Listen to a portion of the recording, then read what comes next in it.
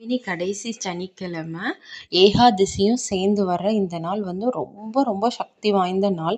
நம்மளுடைய கடன்லாம் தீர்ந்து செல்வ செழிப்போட வாழ்கிறதுக்கு பெருமாளை இந்த நாளில் இப்படி வழிபடும் போது அனைத்து கஷ்டங்களும் தீரும். இப்போ தான் என் சேனலை புதுசாக பார்க்குறீங்கன்னா மறக்காமல் சப்ஸ்கிரைப் பண்ணிக்கோங்க. பெல் ஐக்கானையும் கிளிக் பண்ணுங்கள். அப்போ தான் நான் கொடுக்குற வீடியோஸ் உங்களுக்கு உடனே உடனே வரும். ஆவணி சனிக்கிழமையோடு சேர்ந்து ஏகாதசி வர்றது வந்து மிகவும் சக்தி வாய்ந்த நாள். இந்த நாளை யாருமே தவற விடாதீங்க. நம்ம என்ன கஷ்டத்தில் இருந்தாலும் கடனில் இருந்தாலும் இந்த நாளில் ஒரு எளிமையான பரிகாரம் பண்ணுறது மூலிமா நம்ம செல்வ வளம் பெருகும், செல்வ செழிப்போடு வாழ்வோம், கடன் பிரச்சனைகள் எல்லாமே தீரும். அவ்வளோ சக்தி வாய்ந்த இந்த நாளை வந்து தவறவே விடக்கூடாது. காலையில் ஆரம்பித்து சாயந்தரம் 5 மணி வரை இந்த ஏகாதசி இருக்கிறனால இந்த நாளில் நம்ம வந்து பெருமாளை வந்து மனதார வழிபடும் போது அவரோட முழு ஆசீர்வாதமும் மகாலட்சுமியோட அருளின் மூலமாகவும் நம்ம வந்து கடன்கள் கஷ்டங்கள் தீர்ந்து செல்வ செழிப்போடு வாழ்வோம். செல்வ செழிப்பு வந்தால் யாரு தான் வேண்டாம்னு சொல்லுவோம். எல்லாருக்கும் இப்போ வந்து தேவையாக இருக்கிறது காசு தான். அந்த காசும் செல்வம் எல்லாம் கிடைக்கிறதுக்கு இந்த நாளில் பெருமாளை ரொம்பவே எளிமையான ஒரு பரிகாரம் சொல்ல போகிறேன்.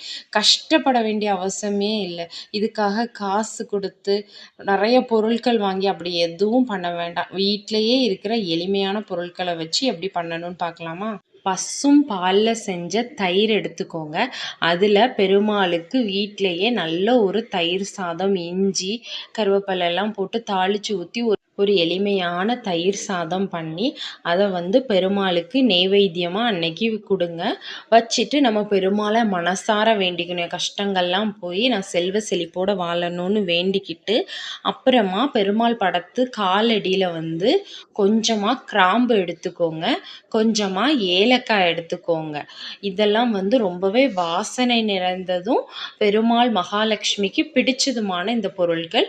அப்புறமா பச்சை கற்பூரம். இந்த 3 பொருட்களையும் எடுத்து பெருமாளோட பாதத்தில் வச்சு நல்லா வேண்டிக்கிட்டு அந்த 3ஐயும் வந்து பொடியாக்கி நம்ம வீட்டோட 4 மூலைகள் எல்லா இடத்துலையும் போட்டுட்டு நிலைவாசல் முன்னாடி நின்று நிலைவாசலை பார்த்து இதை கையில் அப்படி ஊதி விடணும். அப்போ நம்ம வீட்டில் எல்லா இடத்துலையும் அது வந்து பரவும். நிலைவாசல்லையும் இருக்கிறனால பெருமாளோட ஆசீர்வாதமும் மகாலட்சுமி ஆசீர்வாதமும் அப்புறம் செல்வ செழிப்பு எல்லாமே நம்ம வீட்டுக்குள்ளே வர்றதா வந்து ஐதீகம்.